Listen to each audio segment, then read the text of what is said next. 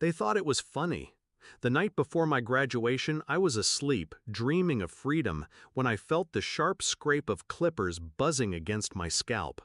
My eyes shot open to see my mother grinning, holding the machine like a weapon, stripping away the last strand of dignity I had. When she finished, she laughed, high, shrill, cruel. "Bald like your future," she sneered. My father joined in, holding his phone up, snapping a picture of us side by side, his arm draped around me like some trophy of humiliation. "Best family joke yet," he chuckled. They went to bed, still laughing. I went to the bathroom mirror. A stranger stared back. My reflection wasn't pathetic, it was patient. The joke wasn't theirs, not anymore. It was mine. You need to understand, this wasn't sudden. This wasn't random cruelty born overnight. No, my parents had been sharpening their blades on me for years. When I was younger, I believed in them. I believed when they told me hard work would pay off, when they clapped at my awards, when they bragged to neighbors about me being the smart one. I worked, I obeyed, I excelled. But at home, they chipped away at me in ways no teacher or friend could see.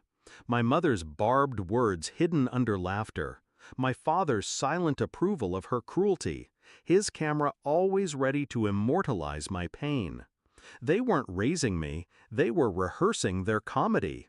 I never fought back. I smiled. I endured. Because inside, I was watching, and I was planning.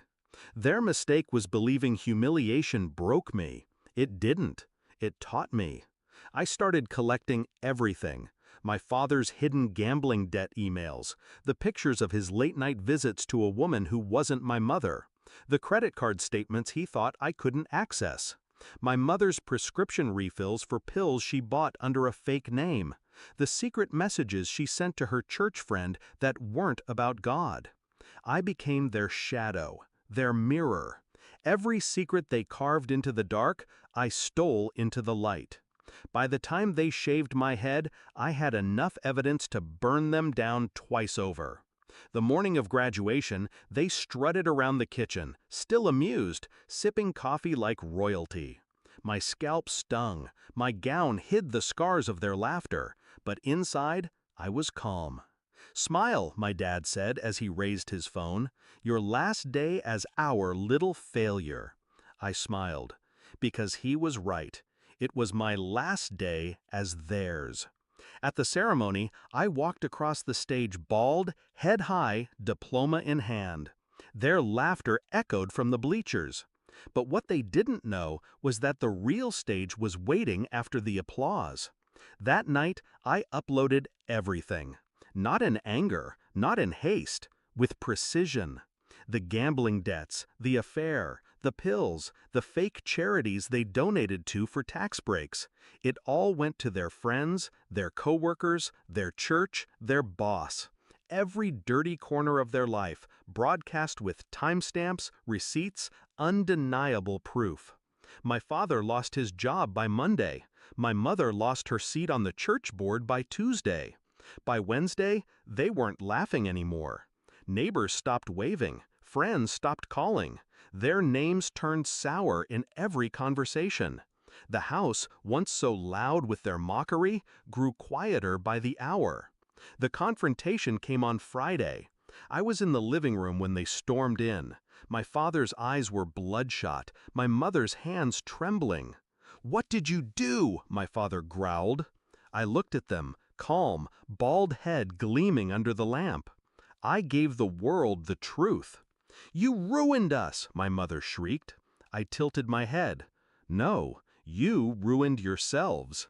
I just stopped covering it." For once, there was no laughter, no camera, no joke, only silence, the kind that suffocates. They tried to rebuild their image, but reputation is fragile. Once shattered, it cuts deeper than any blade. Their friends avoided them, their money drained into debts, and their once proud house became a cage of whispers. Every time my father opened his phone, that picture he'd taken of me bald and humiliated stared back. Every time my mother walked past the mirror, she saw the daughter who didn't cry, who didn't break, who turned their cruelty into their curse. I left soon after, diploma in hand, future in front of me. Bald? Maybe, but free and sharper than ever. Now when I look back, I don't see the clippers or hear the laughter. I hear silence. The silence of two people choking on the taste of their own medicine. And I smile, because they taught me their favorite lesson, how to turn pain into comedy. Only this time, the joke was mine. And it was the last one they'll ever laugh at.